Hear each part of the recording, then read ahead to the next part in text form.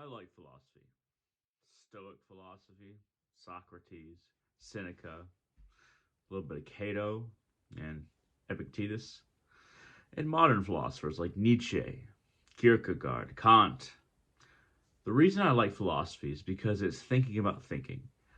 We tend to come to certain conclusions because we sought out at the very beginning to come to a certain conclusion.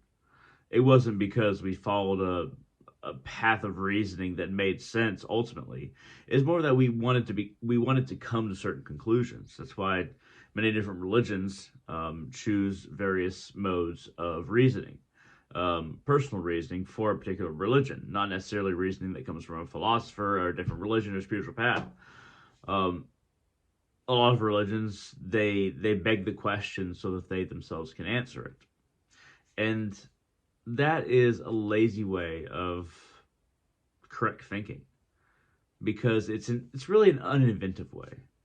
So as an individual, as somebody who has the mind to think, who has the ability of logic and reasoning, you should, before deciding on what path you want to follow, you might want to decide on exactly how you think about a path or decide on how to think.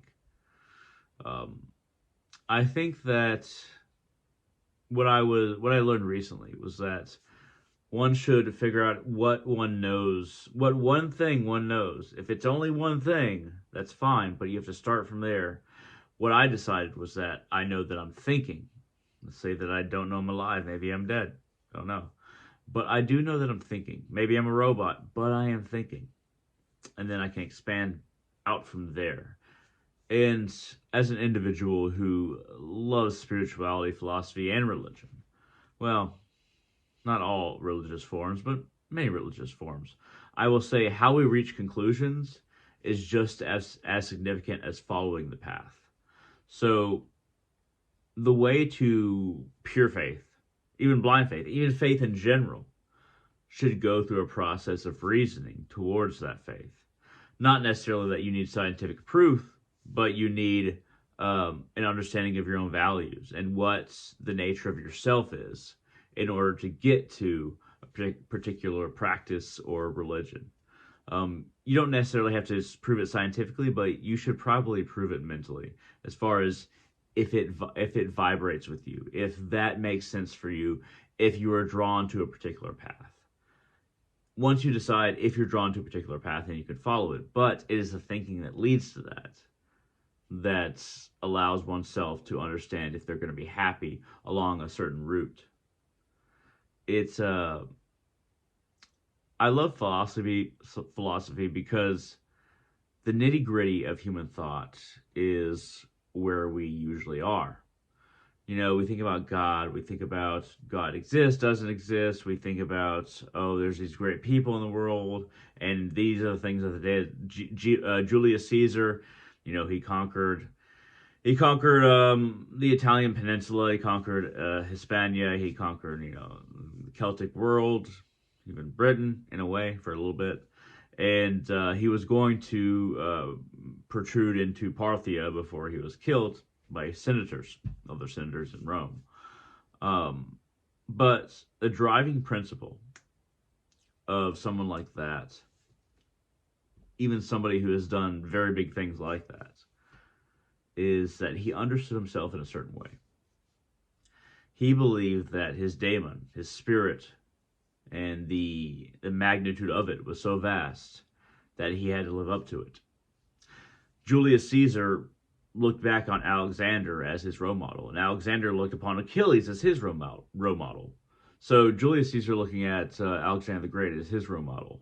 It is said that he cried before a statue of Alexander the Great because Alexander the Great had already conquered half the world um, at the age of, I can't remember if it was late 20s or early 30s, but Julius Caesar was beyond that and he cried at the statue.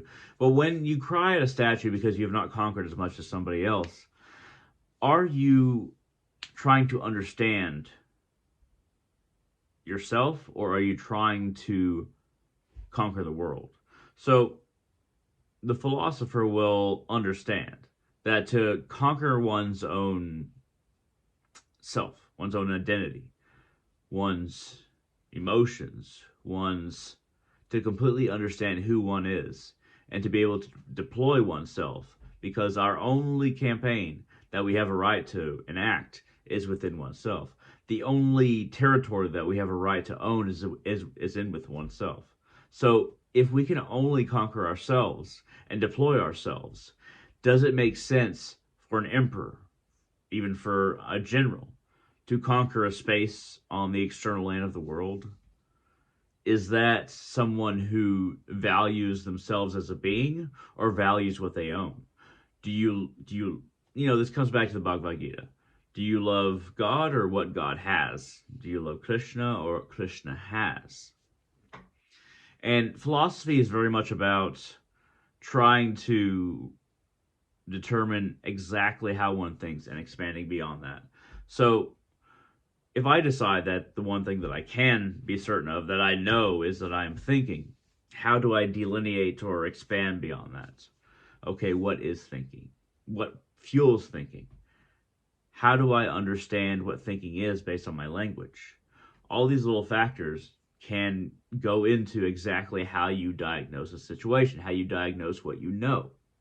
One thing that struck me about a lot of philosophers, especially Stoics, ancient Greeks, some Romans, is that even though that they did not believe they would get a reward in, an afterlife, or get a good reincarnation, or get some kind of, continuance after life, the Stoics, a lot of Stoic philosophers like Seneca, like even Marcus Aurelius to a big degree, even though he was an emperor, like Epictetus and Socrates, they held to their integrity despite them having the idea they wouldn't be rewarded in any way, shape, or fashion.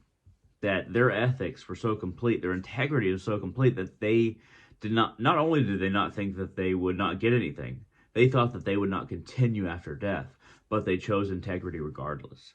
That is remarkable, because most people need a reason to live their lives a good way. But to live your life a good way without having a benefit in the afterlife, or a continuance of your soul, anything like that, that is remarkable. That's what really draws me to philosophy as well, because to have no motive but to do because it is right, to not be able to gain anything from doing right, but to do what is right because it is right, that is a remarkable thing. And that's one reason why even the early popes recognized Socrates for dying what he believed in. Early popes meaning, Roman Empire popes, things like that.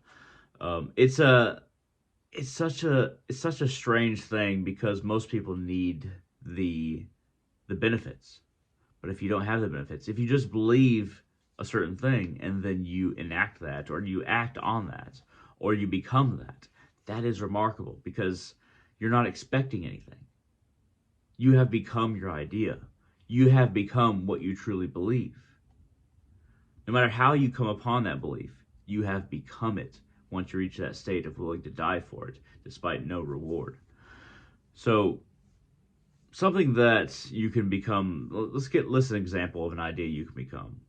I'll give an example, and this isn't really something me drawing on other philosophers, but I'll draw my own example. Let's say the only thing that I can know is that I think that I am thinking. And let's say other people know that they know that they are thinking. So where do we go from there? How do we structure an idea together just based on the realization that we are thinking? Well, we can operate in tandem. We can say you are thinking this and I'm thinking something else. But that doesn't substantiate them. So how do we come to a compromise based on what you're thinking, I'm thinking, and figure out exactly how both of our thinkings connect with a certain idea? How do we both understand one idea, and then perhaps we can gain various levels, directions of perspective based on different processes of focusing on this idea, different ways of thinking on one idea. So the more people we have together, we put our perspective in different angles, and then we have a very good, the idea is lit. It's like pointing flashlights from different angles on a single thing, like an idea. And it's much easier to see once we all point at a single idea. So community is not a problem. Community is not to be rejected. You shouldn't just go out into the mountains and become a renunciate, not necessarily, according to many philosophers and Stoics. It is all about discourse, bouncing ideas off of each other, but also founding the point from which we observe so that we can build off of that singular point which we say that we know. So, in conclusion, I would say that I love philosophy because it's not about the conclusion that you come to. It's not about how you come to a particular conclusion. It's thinking about thinking. Perhaps it is about how you come to a certain conclusion, but it's more about exactly focusing in on how you think.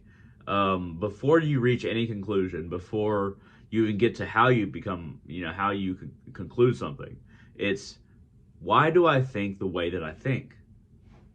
Why do I think that I know anything? Can I know anything? And these are all very personal problems, not problems, thoughts. These are personal things that you have to think for yourself. You can't just accept somebody else's, well, if you have integrity, you really can't accept somebody else's way of thinking. You have to develop your own way of thinking. And even if you accept other people's conclusions, that doesn't mean that you toss aside your own way of thinking. You always have to develop your own understanding of how to think, even if you're doing it subconsciously. I love figuring out exactly how to think to come to better realizations, to better conclusions. And philosophy is the nitty-gritty of how one thinks. That's why I love philosophy. At any rate, thank you very much for watching. I hope this was interesting. I hope that it kind of caught your gaze as far as like how you think. At any rate, thank you very much for watching, and I hope all of you have a wonderful day.